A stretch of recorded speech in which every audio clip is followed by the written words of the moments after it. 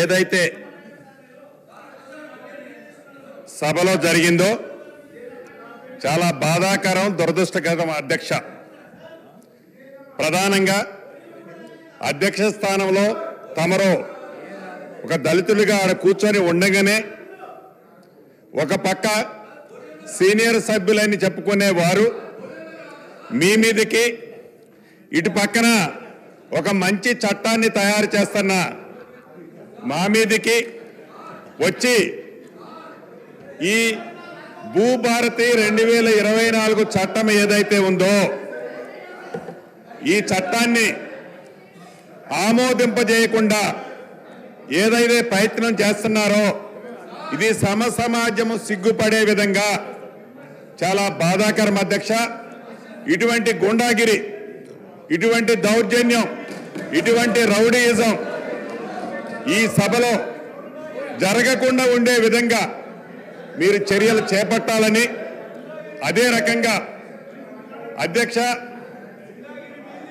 వ్యక్తిగతంగా రెవెన్యూ మంత్రిగా నాకు ఈ గడిచిన సంవత్సరం నుంచి నా మనసులో ఒక మనసులో పురుగు తొలుస్తుంది. అధ్యక్ష, ఇది నా మనసులో తొలిసే పురుగే కాదు అధ్యక్ష, యావత్ తెలంగాణ రాష్ట్రంలో ఉన్న కుంట 2 కుంటలు భూమున్న పేద రైతుల మనసులో కూడా ఈ మైండ్లో తిరుగుతుంది. అధ్యక్ష, ఉదాహరణకి ఆనాడు 2020లో ఏదైతే చట్టం చేశారో, ఏదైతే ధరణిని తీసుకొచ్చారో ఆ ధరణిలో జరిగిన తప్పులు తడకలు ఆనాడు ఆ చట్టాన్ని తీసుకొచ్చిన గౌరవ నాటి ముఖ్యమంత్రి కల్వకుంట్ల చంద్రశేఖరరావు గారికి తెలుసు.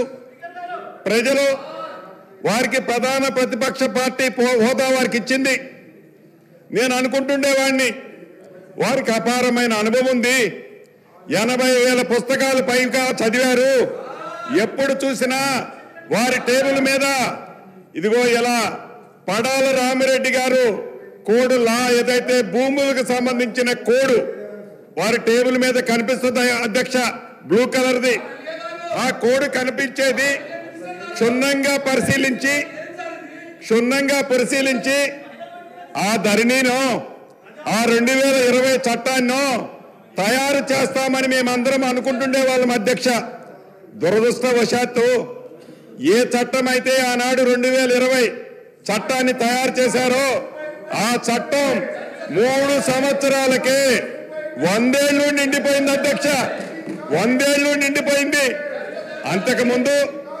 అంతకుముందు ఇందిరమ్మ రాజ్యంలో చేసిన చట్టం 1971 చట్టం ఏదైతే ఉందో 49 సంవత్సరాలు ప్రజలలో ఉంది. అధ్యక్ష, 100 ఏళ్ళు ఉండాల్సిన చట్టం కేవలం స్వార్థపూరితంగా వారి స్వార్థం కోసం తయారు చేసిన చట్టం 3 సంవత్సరాలకే 100 ఏళ్ళు నిండటం చాలా బాధాకరం. అధ్యక్ష, ఈ రోజు కూడా అనుకున్నాను, గౌరవ సభ్యులు హరీష్ రావు గారు ఈ చట్టం గురించి పబ్లిక్ డొమైన్లో పెట్టినప్పుడు, అనేక ప్లాట్ఫామ్లలో డిస్కస్ చేసినప్పుడు సుమారు 7 పేజీలకు సంబంధించిన అంశాలు అనుభవజ్ఞులని చెప్పుకునే హరీష్ రావు గారు కూడా సూచనలు ఇచ్చారు. అధ్యక్ష, నిన్న ఈ బిల్లుని అసెంబ్లీలో ప్రవేశపెట్టిన తర్వాత కూడా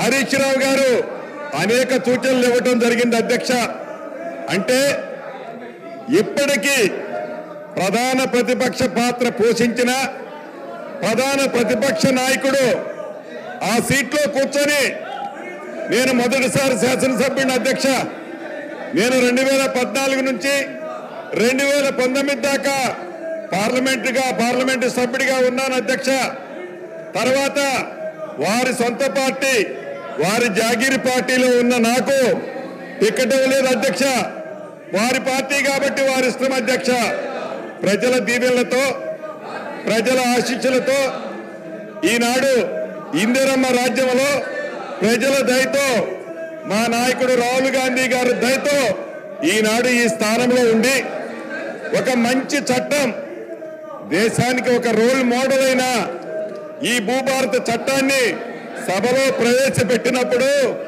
ఆ మాజీ ముఖ్యమంత్రి వర్యులు ఆ సీట్లో కూర్చొని ఆ 80,000 పుస్తకాలు చదివిన జ్ఞానాన్ని అనుభవాన్ని నాకు చెబుతారేమో, దాని సూచనలు ఇస్తారేమో, ఆ సూచనలు అన్నిటినీ తప్పకుండా మంచి ఉంటే ఈ చట్టంలో పెట్టాలని ఆశపడ్డాను అధ్యక్ష.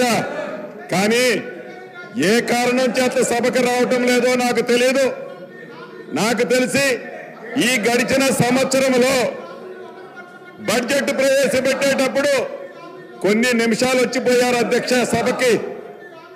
ఎప్పుడైనా సభలు జరిగేటప్పుడు సభలో ప్రతి నియోజకవర్గానికి సంబంధించిన శాసనసభ్యులు ఎందుకు మాట్లాడతారంటే ఆ నియోజకవర్గానికి సంబంధించిన అనేక అంశాలు ప్రజల దృష్టికి శాసనసభలో నేను తీసుకొచ్చానని చెప్పడానికి, ప్రజల పక్షాన పోరాటం చేయటం కోసం, ఆ సమస్యలు పరిష్కరించుకోవటం అసెంబ్లీలో ప్రవేశపెట్ట ఆ ప్రధాన ప్రతిపక్ష నాయకుడు మాజీ ముఖ్యమంత్రి వర్యులు కానీ అసెంబ్లీలోకి రారు. కనీసం ఈ రోజు ఉదయం ఒక ఇన్సిడెంట్ జరిగింది అధ్యక్ష. పొద్దున్నే బార్బర్ ఇంటికి వచ్చారు. బార్బర్ ఇంటికి వచ్చి ఒక గంట ప్రశాంతంగా నా కటింగ్ ఇతరత్ర చేసే సందర్భంలో ఆ నంద్ అనే అతను చెప్పాడు, సార్ ఈ రోజైనా ప్రధాన ప్రతిపక్ష నాయకులు సభకు వస్తారా? మీరేదైతే అమూల్యమైన బిల్లు భూభారత బిల్లు పెడుతున్నారో ఆ బిల్లులో ఆ నాయకులు ఏమన్నా మంచి సూచనలు ఇస్తారా అని బార్బర్ నన్ను అడగటం జరిగింది అధ్యక్ష. అంటే వారిని అభిమానించే వాళ్ళు వందల్లోనో పదుల్లోనో వేలలోనో ఈ రాష్ట్రంలో ఉంటారు.